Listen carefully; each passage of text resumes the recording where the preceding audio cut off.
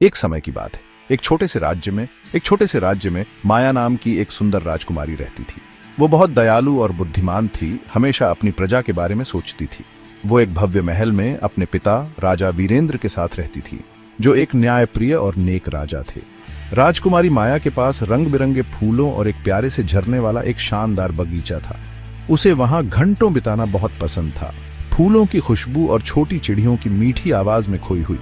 एक दिन जब वो अपने बगीचे में टहल रही थी, कलिका नाम की एक दुष्ट जादूगरनी प्रकट हुई और उसे पकड़ लिया।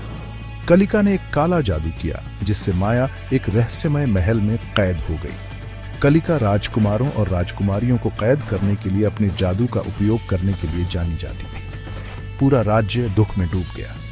राजा वीरेंद्र और उनकी सेना ने हर संभव कोशिश की, लेकिन वे कलिका का जादू नहीं तोड़ सके। दूर एक दूसरे राज्य में अर्जुन नाम का एक बहादुर राजकुमार रहता था।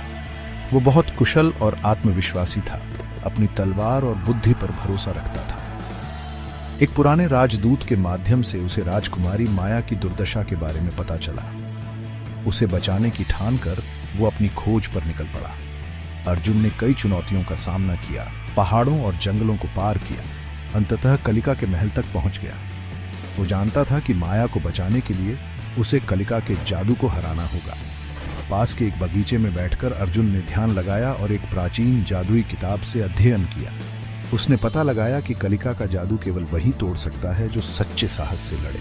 अपनी तलवार तैयार करते हुए उसने जादूगरनी का सामना करने का फैसला किया। महल के अंदर अर्जुन का सामना कलिका से हुआ।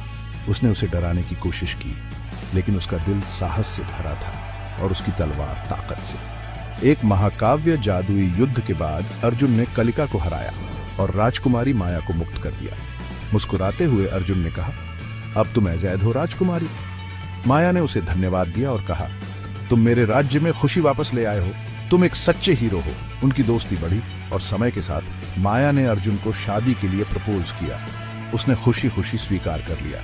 राजा वीरेंद्र ने अर्जुन का अपने दामाद के रूप में स्वागत किया और दोनों राज्यों ने एक भव्य उत्सव मनाया।